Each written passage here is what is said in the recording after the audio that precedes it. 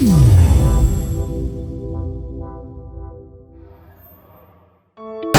welcome to Rejola Slice of Business Wisdom. This is Thomas here and I'm from Rejola IT Services. We help business organizations grow through customized business software solutions.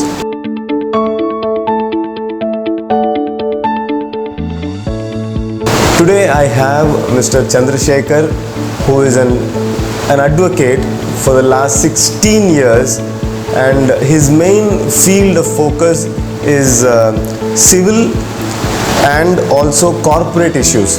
Okay, so he is highly relevant for an entrepreneur. He is someone who can guide an entrepreneur with any challenges that they face legally, and I have known him for quite some time now, and he has agreed to come and share with us his journey and also give us some tips as entrepreneurs as to how we should run our business and how we can ensure that we are doing it in the legal manner, okay, complying with all the requirements of the government and all the statutory bodies and all that. So Mr Chandrasekar has agreed to come and help us with these matters. I welcome sir, and can you introduce a little bit about what are the fields that you cover in your legal practice and something more so that our viewers can understand.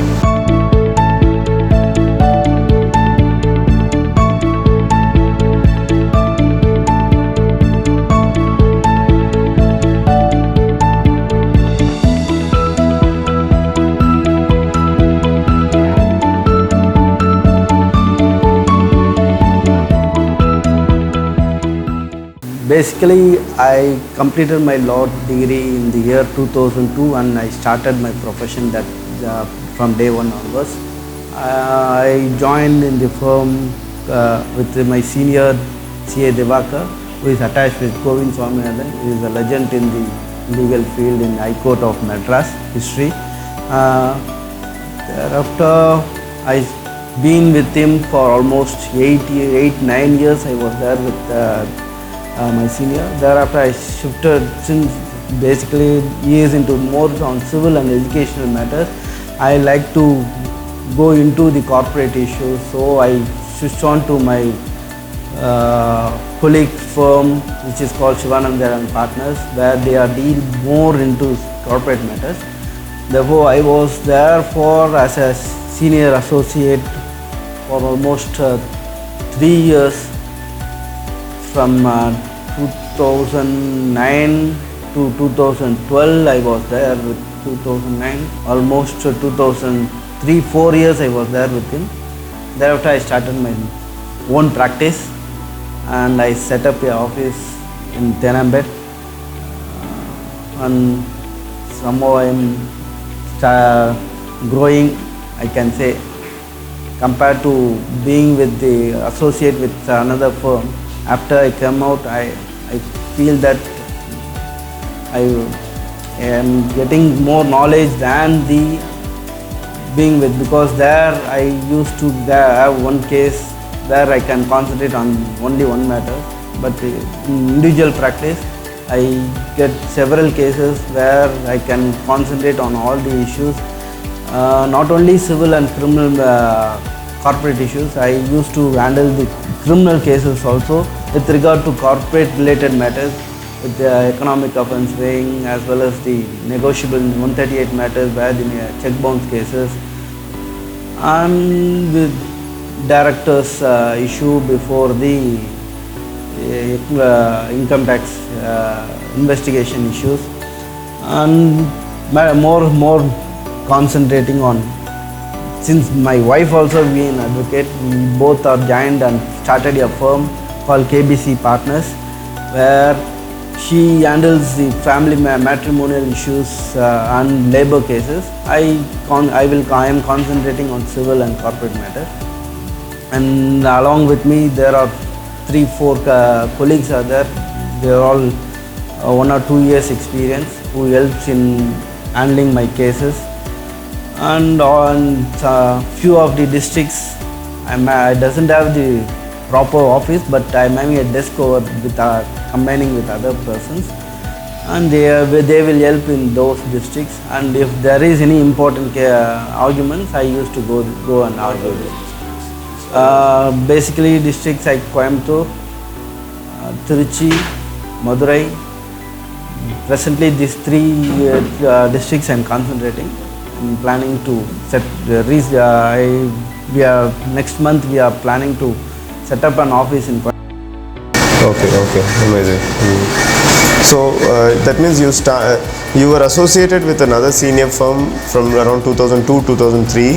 2002 to 2009. And then from 2009 to about 2012, you were part of another firm where they were looking into more corporate matters. So that means around 2012, you started your own your own firm. What are the challenges you faced when you were associated with other firms as one person, and now you moved out of there and you became the main person of your own entity? What are the challenges? It's almost as if you've become an entrepreneur. You know, you're trying to run a business, taking risk of running your own firm. What are the challenges you faced in this journey from 2013 ending onwards? Basically, the responsibility is much lesser if you compare to being with associate with a senior or in the firm. The responsibility is lesser because we handle only one cases, and basically we don't have direct client contacts and all. Everything will be done by the senior partners and the seniors, where we used to do the work only. But here, after starting my own firm, I used to handle the clients as well as the cases, as well as handle the juniors to bring to draft the cases, and I have to go into the vetting also in the drafting. So multiple tasks is there being individual partner.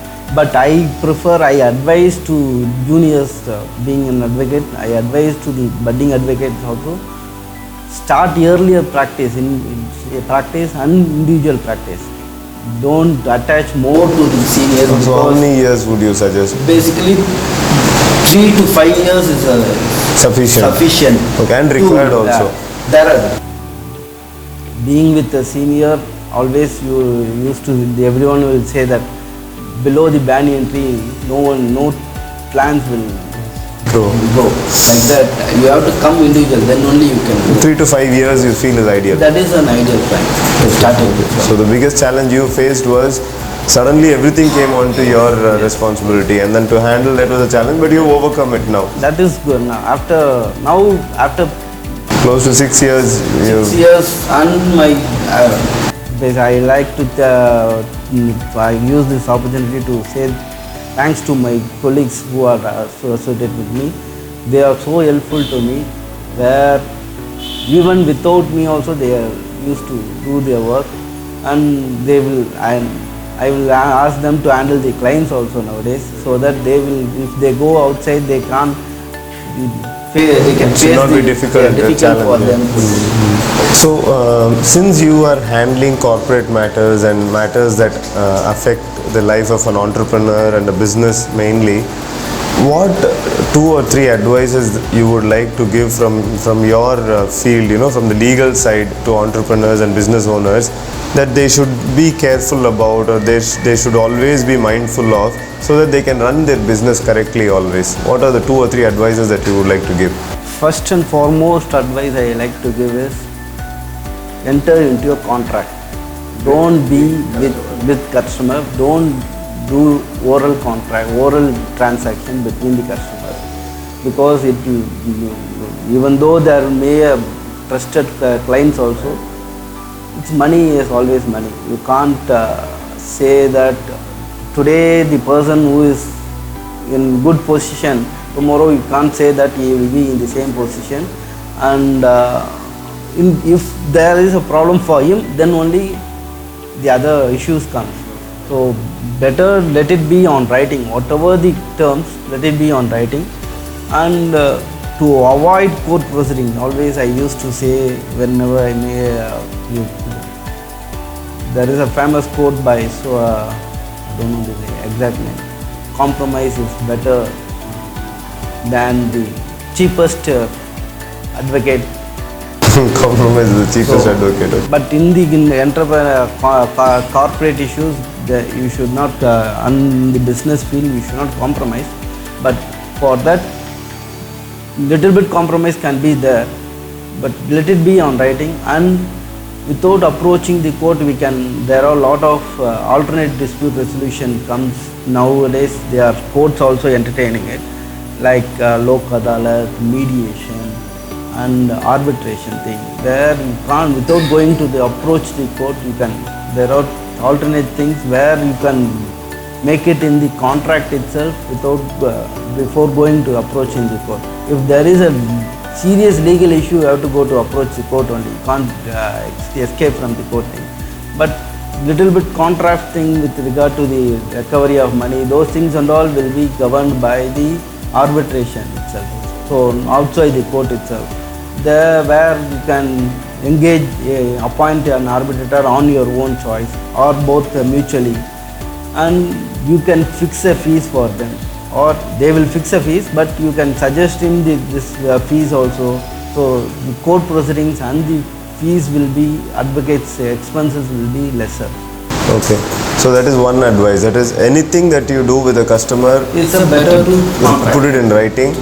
And any other advice you would like? And even if there some of the cases where there won't be no need for contract also, where there you usually, whatever the business, the invoice will be raised.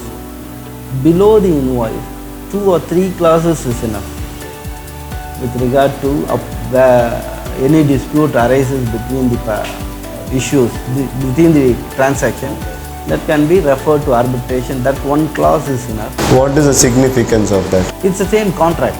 It's an invoice also can be treated as a contract, or email exchange between the parties also treated as a contract. And on the email also you're supposed to... No need. The transaction where you are giving an order means that has been accepted by me through email, that is also a contract as per the law. So if invoice itself is a written document, why is there a need for writing a separate thing? But for approaching the arbitration, see, if the invoice is a written thing, but you have to go and approach the court, you can't go to the arbitration. If you want to approach the arbitration, there have to be a separate clause to that effect. Okay. So arbitration, you mean to say the outside court thing? Okay. Where everything is cheaper and all that you said. Okay. We have to make it cheaper. You make it cheaper. Ultimately, the cost. Okay, sir.